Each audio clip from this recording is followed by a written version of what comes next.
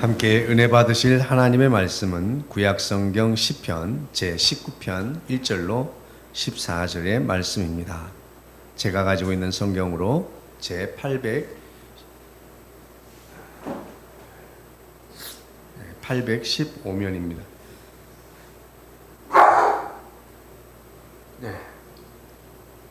제815면 시편 제19편 1절로 14절의 말씀을 제가 큰 소리로 받들어 읽겠습니다. 하늘이 하나님의 영광을 선포하고 궁창이 그의 손으로 하신 일을 나타내는도다.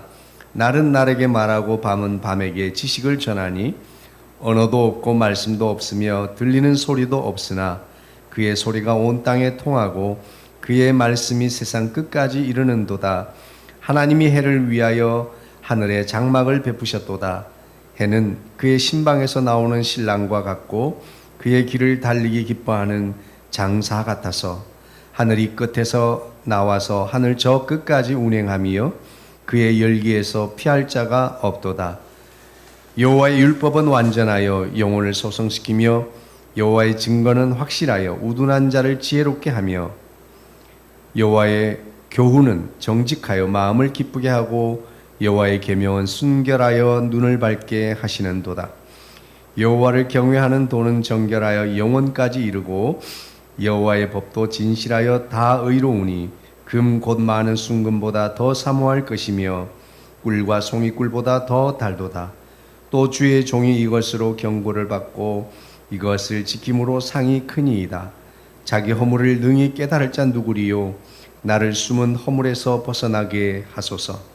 또 주의 종에게 고의로 죄를 짓지 말게 하사 그 죄가 나를 주장하지 못하게 하소서. 그리하면 내가 정직하여 큰 죄과에서 벗어나겠나이다. 나의 반석이시요 나의 구속자이신 여호와여, 내 입의 말과 마음의 묵상이 주님 앞에 연락되기를 원하나이다. 아멘. 할렐루야. 주의 이름으로 예배에 함께 하시는 한 분 한 분을 환영하며 사랑하며 축복합니다. 네, 아멘. 우리 서로 인사하겠습니다. 사랑합니다. 더 행복하소서. 그 일은 잘 될 것입니다. 네.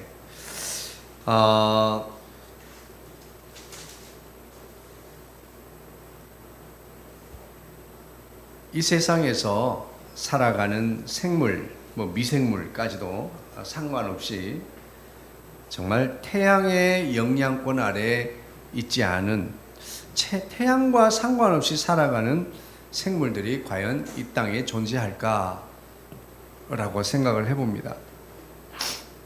심해의 깊은 곳에 살아가는 생물들도 땅 속에 있는 깊은 곳에 사는 생물도 또 이 땅의 모든 생명 있는 것은 태양의 온기로부터 생명을 유지하고 있습니다. 그래서 고대인들은 태양을 마치 하나님과 같이 여겼습니다. 그래서 그들은 태양을 최고의 신으로 섬겼고, 그리고 이 태양이 모든 생명의 근원이다라고까지 생각하며 생명의 근원으로 여기게 되기도 하였습니다. 아마도 그렇게 생각할 수 있을 것 같아요.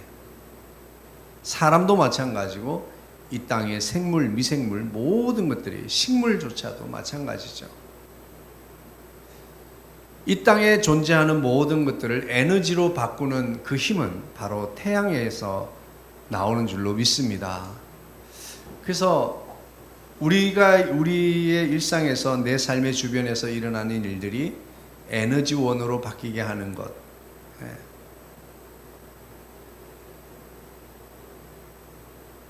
분자와 원소들 속에서 역사하는 태양의 능력, 이 능력을 통해서 이 모든 것들이 에너지로 바뀌게 된다는 거. 여러분 한번 생각을 해보세요. 돋보기를 가지고 막 비추고 있는데 초점을 모으는데 물론 태양이 없으면 초점을 맞추지도 않겠지만 만약에 가정을 해보세요.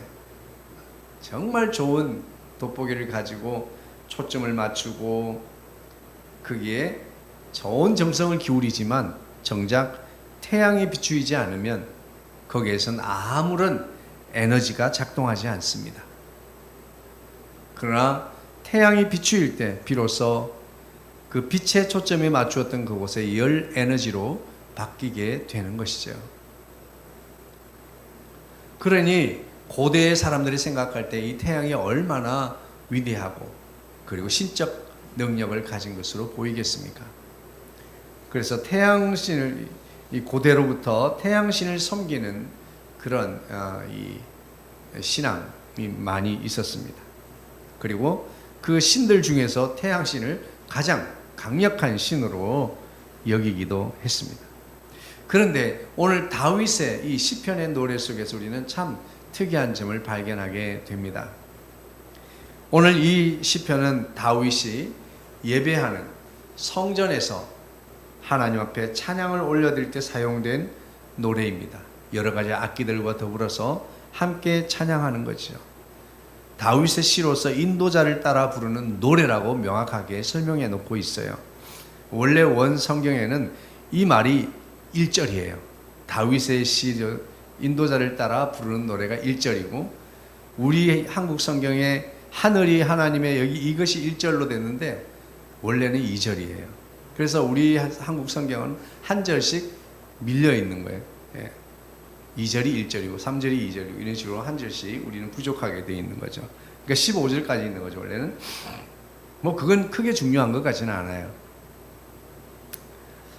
근데 오늘 다윗은 모두가 태양을 숭배하고 있는 그 상황 속에서 모든 사람들이 추앙하고 경배하는 그 태양조차도 하나님의 능력에 의해 창조되어진 하나님의 작품이라고 노래하고 있습니다. 할렐루야. 그래서 여러 가지 많은 생명들에게 생명력을 주는 그 태양에게 경배할 것이 아니라 그 태양을 정작 지으신 그 하나님을 경배하라고 말하고 있습니다. 모든 생물들이 태양의 혜택을 받고 있다는 것은, 다른 말로 하면 모든 인생들은 하나님의 은총의 온기로 존재하며 살아가고 있다라고 우리는 그렇게 이해할 수 있습니다. 태양의 온기가 없다면 존재할 수 없는 생물들, 존재들, 만약에 우리 인간들도 마찬가지예요. 태양이 없다면 우리는 살아갈 수 없을 겁니다. 하나님께서는 우리의 그런 상황을 아시고 이 땅에 태양을 만들어 주신 거예요. 그래서 하나님의 은총의 온기가 이 세상에 존재하지 않는다면 이 세상에 그 누구도 존재할 수 없고 살아갈 수 없음을 알아야 될 줄로 믿습니다. 하나님을 알든지 모르든지, 예수님을 믿든지 안 믿든지, 이 세상에 보편적으로 하나님이 주신 그 은혜가 있습니다. 그것이 보편적 은혜, 일반적 은혜입니다. 그것은 이 세상에 존재하는 모든 것들에게 동일하게 주어지는 은혜입니다. 이를테면 이런 태양의 빛과 같은 거죠. 그래서 이 세상의 모든 것들은 하나님께서 주관하시고 하나님께서 저들을 살리시고 먹이시고 입히시면서 온 세상을 주관하고 다스리시는 통치자, 주관자 되시는 하나님이신 것을 믿으시면 아멘 하시길 바랍니다. 그렇습니다. 그러면서 오늘 다윗은 노래하고 있습니다. 그 아름다운 하늘과 그 땅들이 전하는 하나님에 대하여 들으라고 말하고 있는 것 같아요. 재밌는 표현들이 있습니다. 시적인 표현이지만 우린 이것에 대한 내용을 이해할 필요가 있습니다. 날은 날에게 말하고 밤은 밤에게 지식을 전한다. 이 말에 대해서 약간 의문이 있었습니다. 날은 날에게 말하고 날이 밤에게 말하고 밤이 날에게 말한다. 이러면 좀 이해가 가겠는데, 날은 날에게 말하고 밤은 밤에게 지식을 전한다. 이 말은 태양이 떠오르는 낮으로부터 태양이 저무는 밤까지의 이 낮과 밤을 말하고 있는 것인데요. 날은 날에게 말하고 있다고, 이 말한다라는 말은 쏟아내다 뭐 이런 뜻이 있어요. 한마디로 말하면 자연은, 이 하늘과 땅, 온 세계는 하나님에 대하여 끊임없이 쏟아놓고 있다고 하는 거예요. 그런데 그날 하루만 쏟아놓는 것이 아니라 또 나를 그 다음 날에도 여전히 그 날은 날에게 계속해서 쏟아내고 있다 하는 것입니다. 그 자신들로 하나님의 존재를 찬양하며 경배하며 하나님의 영광을 드러내는 그 지식을 쏟아내고 있다고 하는 사실이에요. 밤은 밤에게도 똑같은 그런 이치로 이해하시면 되겠습니다. 밤은 밤에게도 마찬가지예요. 그 하룻밤에 밤으로 끝나는 것이 아니라 계속해서 오늘의 밤은 내일의 밤에게, 내일의 밤은 또 그 다음날 밤에게 끊임없이 하나님에 대한 지식과 하나님에 대한 찬양과 경배를 끊임없이 쏟아내고 있는 것입니다. 뭐라고 말하고 있습니까? 하나님의 메시지를 쏟아내고 있습니다. 우주 만물을 통해 하나님에 대한 이야기들을 쏟아내고 있지요. 높고 푸른 가을 하늘을 통해서 전해지는 하나님의 숨결을 느껴보셨습니까? 하늘을 아름답게 수놓은, 그리고 날마다 새로운 여러 가지 문양을 그림, 구름, 그리고 길가에 하늘 그리는 코스모스, 그리고 태양이 가는 방향이라면 계속해서 따라 움직이는 해바라기, 그리고 산과 들녘에 익어가는 풍성한 열매, 사과가 익어갑니다. 감이 익어갑니다. 밤이 익어갑니다. 농부들은 분주한 손길로 추수를 하는데 여념이 없습니다. 홍천에 계신 한 목사님은 스스로 농목이라고, 당신은 농사짓는 목사라고 농목으로 이름을 지었습니다. 그러면서 이번에는 올해 사과 농사는 100% 다 완판을 했답니다. 너무 감사하죠. 계속해서 이런 모든 것들은 하나님의 영광을 드러내고 하나님의 존재하심, 하나님의 손길을 계속해서 우리에게 알려주는 하나님의 메신저들인 줄로 믿습니다. 그래서 과거로부터 자연을 바라보며 자연 속에서 묵상을 하기만 해도 하나님의 음성을 들을 수가 있고 하나님의 존재를 인지할 수 있었습니다. 그러나 언젠가부터 죄로 타락된 우리 인간에게는 이 영적 시야가 흐려지게 되었습니다.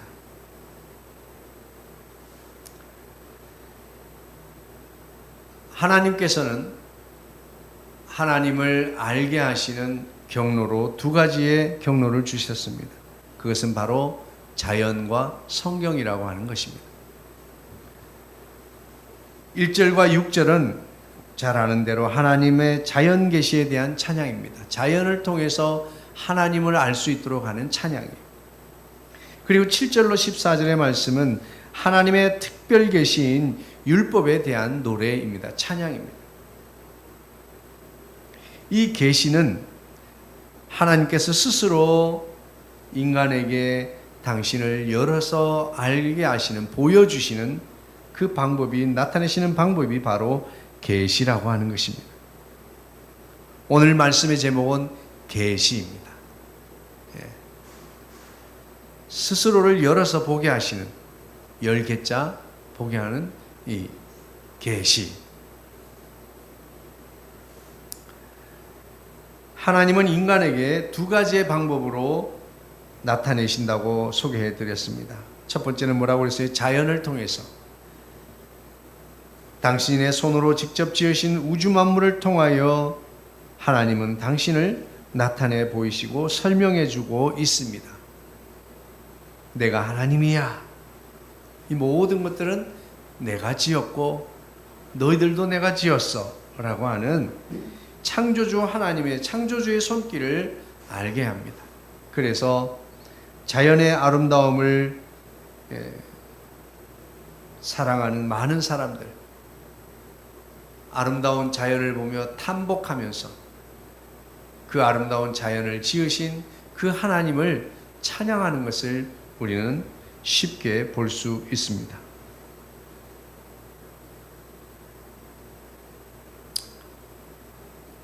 원래 우리 인간은 이 자연 계시만으로도 하나님을 알 수 있도록 지음받은 존재들입니다.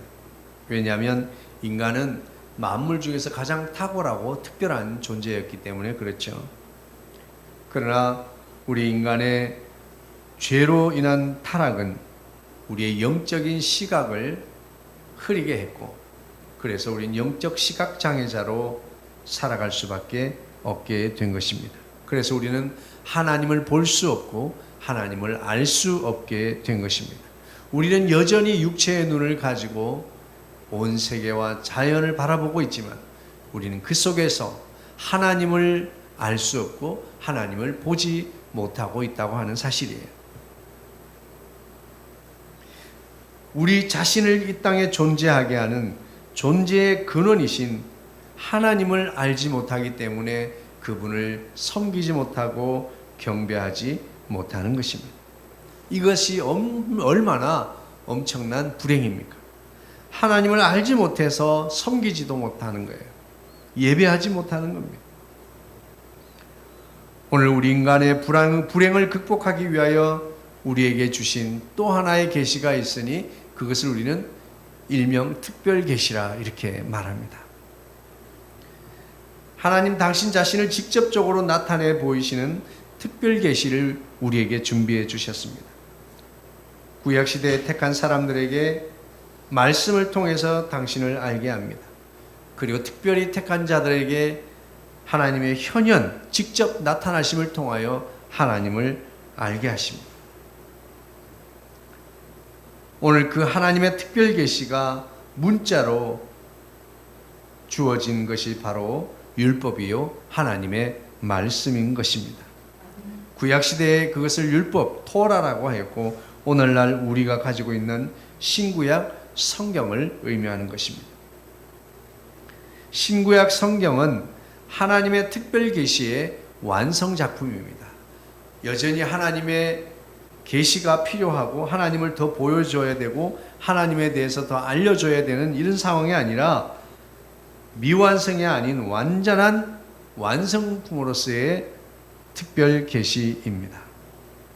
그래서 우리가 누구든지 성경을 읽기만 하면 하나님의 존재와 하나님이 원하시는 뜻을 알게 된다고 하는 사실입니다. 그런데 오늘 참 재미있는 한 부분이 있습니다. 19장 1절로부터 6절까지의 말씀에서 하나님을 지칭하는 호칭이 하나님입니다. 여기서는 이 엘로힘 할 때 엘이라고 하는 그 하나님에 대해서 말씀하고 있습니다. 그리고 7절로부터 14절까지 나오는 하나님의 호칭은 여호와라고 이렇게 호칭을 하고 있어요. 여기서 놀라운 사실 한 가지는 저는 발견을 했습니다. 1절부터 6절까지 사용된 하나님이라고 해요. 엘은, 하나님의 이름 엘은 창조의 능력과 전능하심을 나타내는 하나님의 이름을 엘이라고 이렇게 사용합니다. 그리고 7절로부터 사용된 여호와의 말씀, 여호와라고 하는 이름, 이스라엘과의 인격적 관계를 맺으시고 언약적 관계를 맺으신 하나님의 이름이 바로 여호와입니다. 할렐루야. 나는 너의 하나님이 되고 너는 나의 백성이 되리라. 이 언약적 관계를 맺을 때 사용하신 이름이 여호와라고 하는 거예요. 인격적 관계를 강조하는 이름을 말씀을 주실 때에 사용하신 것은 바로 우리 인간에게 하나님과의 올바른 관계에 있어서 필수적인 것이 바로 하나님의 말씀, 하나님 우리에게 주신 계시의 말씀이라고 하는 사실입니다. 이 말씀이 하나님과 올바른 관계를 형성함에 있어서 필수적인 요소라고 하는 사실을 알려주고 있습니다.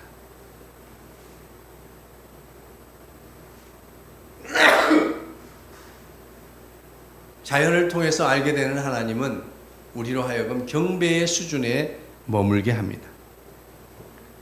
너무나 엄청난 온 세계 속에 하나님의 손길들로 가득합니다. 그리고 여전히 이 세계는 하나님의 능력에 의해서 다스려지고 통치되고 있습니다. 엄청난 이 우주는 여전히 하나님의 능력 안에서 운행되어지고 있습니다. 정밀한 톱니바퀴처럼, 톱니바퀴가 물려서 돌아가는 것처럼 우주는 그렇게 지금도 가만히 있는 것이 아니라 움직이고 있어요. 이 모든 질서는 어디로부터 온 것입니까? 질서는 인격의 산물입니다. 하나님의 인격으로부터 이 모든 것들이 나온 것입니다.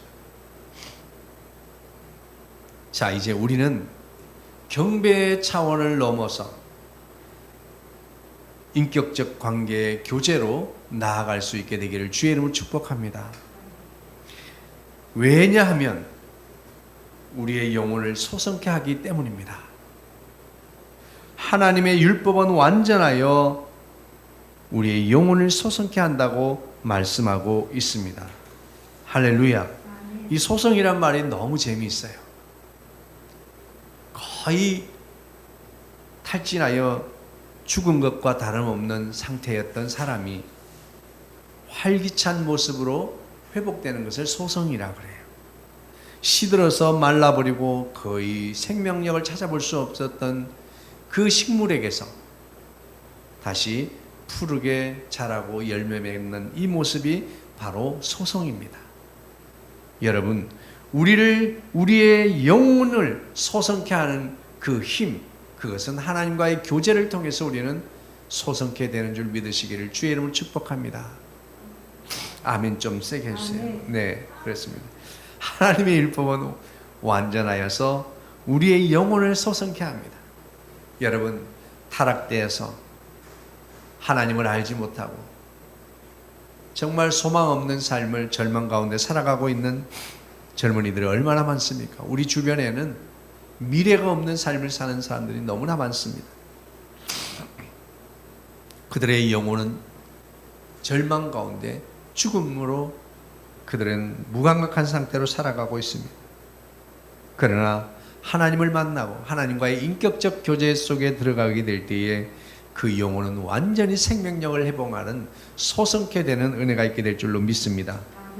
여호와의 증거는 확실하여 우둔한 자로 지혜롭게 한다고 말씀했습니다. 우리가 경배의 차원을 넘어서 우와 정말 저 그랜드 캐년을 보아라, 저건 하나님의 손길이 그냥 느껴진다, 이런 이 경배의 수준을 넘어서 하나님과의 아름다운 사랑의 교제의 관계로 나아갈 수 있어야 될 줄로 믿습니다. 왜냐하면 그것이 우리의 영혼을 소성케 하기 때문이에요. 왜냐하면 그것이 우리의 우둔함을 지혜롭게 만들어 주시기 때문이에요. 이 땅에서 하나님이 주시는 지혜가 아니고서는 해결이 되지 않는 것이 너무나 많습니다. 그리고 하나님의 지혜로만이 이해되어지는 것들이 많이 있어요. 많은 사람들은 이 땅에서 많은 지식으로 살아간다라고 그렇게 주장하며 말하고 있지만 그렇지 않습니다. 그 지식이 우리 삶의 영향력으로 나타나게 하는 것은 바로 하나님의 지혜입니다. 할렐루야. 뿐만 아니라 경배의 차원을 넘어서 인격적 관계로 나아가야 되는 또 하나의 이유는 바로 우리의 마음의 기쁨을 위하여서입니다. 하나님과의 인격적 관계 교제 속에서 우리의 마음은 기쁘게 된다고 오늘 말씀하고 있습니다. 여호와의 교훈은 정직하여 마음을 기쁘게 한다라고 말씀하고 있어요. 우리의 눈을 밝게 하기 위해서 인격적 관계의 교제가 당위성과 꼭 필요한 이유는 우리의 눈을 밝게 합니다. 영과 육의 눈을 밝게 합니다. 그리고 우리의 그 정결하여서 우리의 영혼까지 이르게 합니다.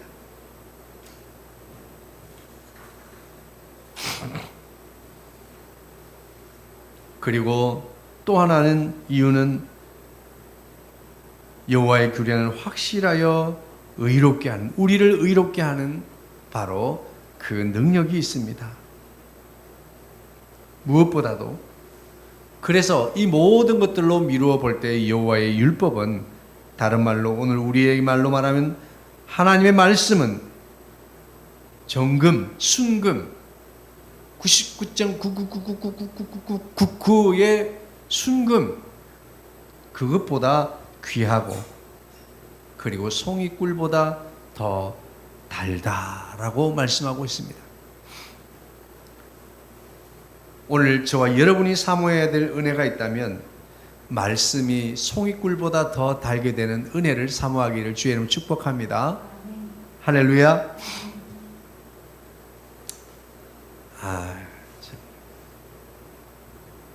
하나님의 말씀을 보면 졸리고 이러면 우리는 하나님 앞에 은혜를 구해야 될 줄로 믿습니다. 하나님, 송이꿀보다 더 단 은혜를 내려 주시옵소서라고 간구하시기를 주님 축복합니다. 자, 말씀을 마무리하겠습니다.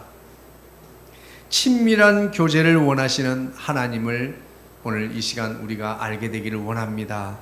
오늘 다윗의 이 노래 속에서, 다윗이 선포하고 다윗이 고백한 이 노래 속에서 오늘 우리의 고백이 되어질 수 있으면 좋겠습니다.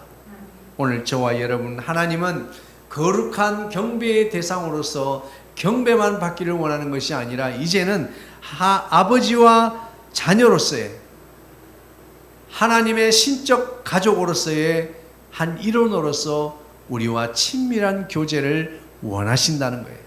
바로 예수 그리스도의 사랑 안에서, 예수 그리스도의 십자가의 은혜로 이제는 하나님과의 가족의 친밀한 교제를 원하시는 하나님이십니다. 완전한 율법의 주관자이신 하나님께서 주신 선물, 그것은 바로 불완전한 인생의 허물과 불의함 그리고 연약함으로 가득한 우리 인생들이지만, 이 불완전한 인생이 완전하신 하나님과 교제할 수 있는 삶을 우리에게 허락해 주셨습니다. 이 교제를 통해서 우리의 영혼이 소성케 되고 지혜롭게 되고 심령의 기쁨을 누리고 우리의 영의 눈이 밝게 되고 우리의 삶이 영원한 영생의 삶에까지 이루고 의롭게 되어지는 이 은혜가 있기 위해서 오늘 저와 여러분은 하나님과의 친밀한 교제를 날마다 이루어 나가는 저와 여러분이 되어지기를 원합니다. 그렇다면 우리 삶의 현장에서 내가 내 삶에서 하나님과의 친밀한 교제를 원하시는 하나님께 나도 하나님과의 친밀한 교제를 원한다면 시골에 있는 어머니께 자주 전화를 드리라 그러잖아요. 그게 교제예요. 통장에 돈 싹 집어넣는 게 교제가 아니라 어떻게 지내는지 궁금해하고 또 내가 어떻게 지내는지를 소상히 알려드리는 것. 그래야 부모님이 안심하고 힘들지만 잘 살고 있구나. 내가 이런 이야기하면 더 걱정할 텐데가 아니라 이런 일을 하고 있구나. 내가 기도해야 되겠구나 라고 여기면서 서로 이렇게 친밀한 교제가 필요한 줄로 믿습니다. 원하는 것만 요구하고 주고받는 것은 이것은 그야말로 신적 경배의 단계를 넘어서지 못한 겁니다. 친밀함의 단계로 나아갈 수 있게 되기를 주의 이름으로 축복합니다. 그것은 우리가 말씀으로 가능해지는 것입니다. 그 일을 위해서 우리가 할 수 있는 일의 첫 번째는 말씀과 기도에 힘쓰는 것입니다. 그야말로 말씀과 기도의 계절이 우리에게 돌아왔습니다. 모든 것이 열매 맺는 이 풍성한 계절에 우리 영혼의 열매를 맺을 수 있게 되기를 주의 이름으로 축복합니다. 다가오는 추수감사 주일에는 적어도 내가 전도한 이 전도의 풍성한 열매를 올려드릴 수 있게 되기를 주의 이름으로 축복합니다. 지금은 얼마나 좋습니까? 그냥 오늘 우리 교회에서 보내준 동영상인데 한번 볼래? 뭐 그걸 다 보내기 안타까우면 우리 박숙희 권사님처럼 딱 요약해서 보여주는 이런 것도 한번 해주고, 또 온 세계 자연은 하나님의 온기를 먹고 살고 있다라고 하는 것을 또 이렇게 깨달은 것들을 나누면서 우리가 끊임없이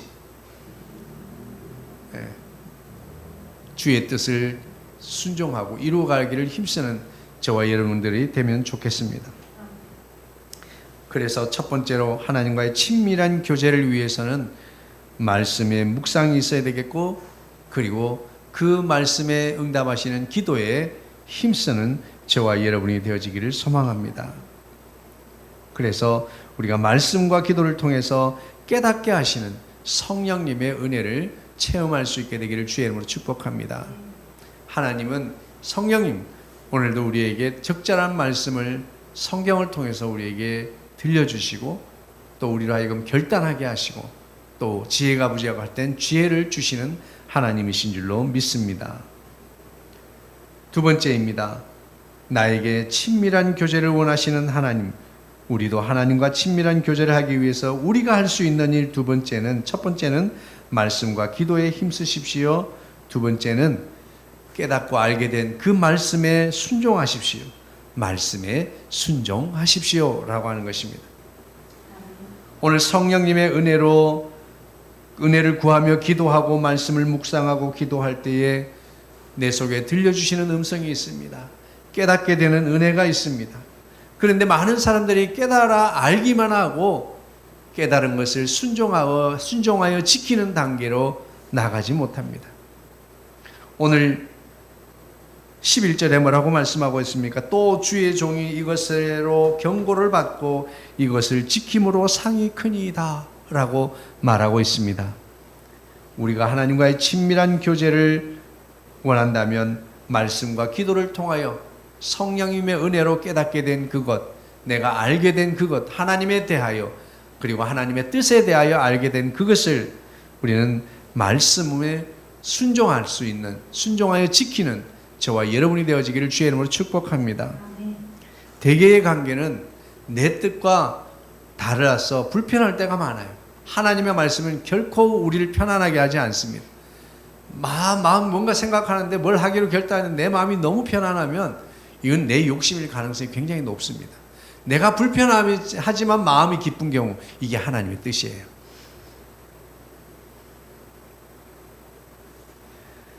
말씀에 순종하십시오.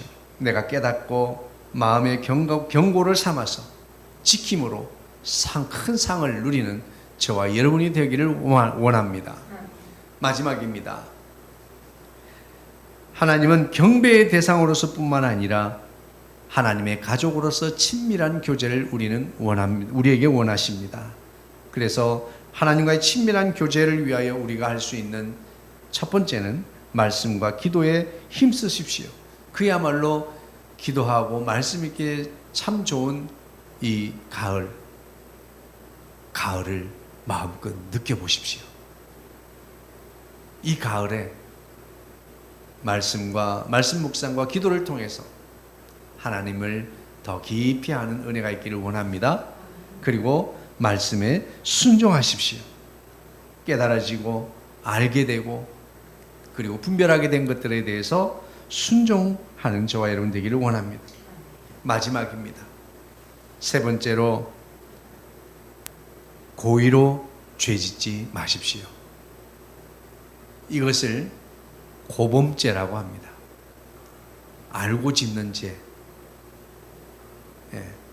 너무나 명백하고 선명하게 하나님의 뜻에 위배됨을 알면서도 우리는 죄의 길로 나아가기를 두려워하지 않을 때가 많이 있습니다. 머뭇거리지도 않습니다. 이것을 고범죄라고 합니다. 고의로 짓는 죄.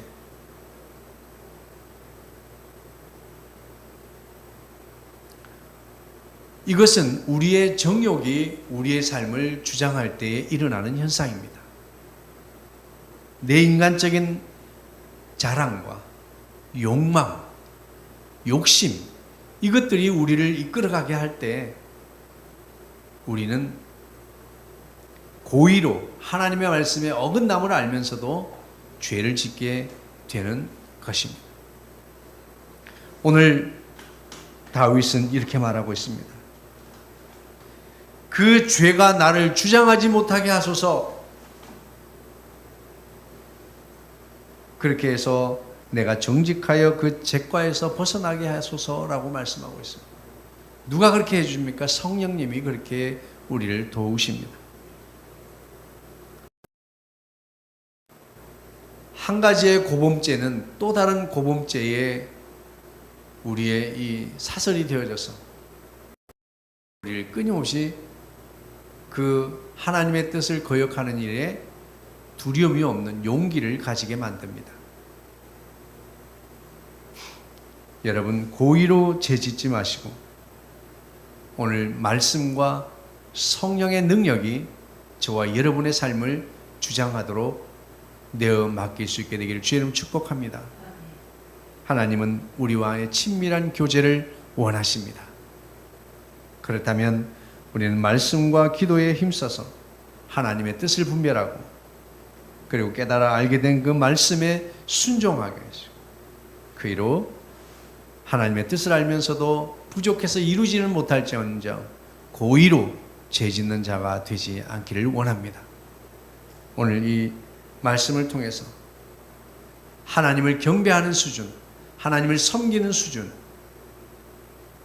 예수 믿는 크리스찬의 수준에서 머물지 말고 하나님의 가족으로서 하나님과의 친밀한 교제의 단계로 나아갈 수 있는 저와 여러분 되어지기를 주의 이름으로 축복합니다.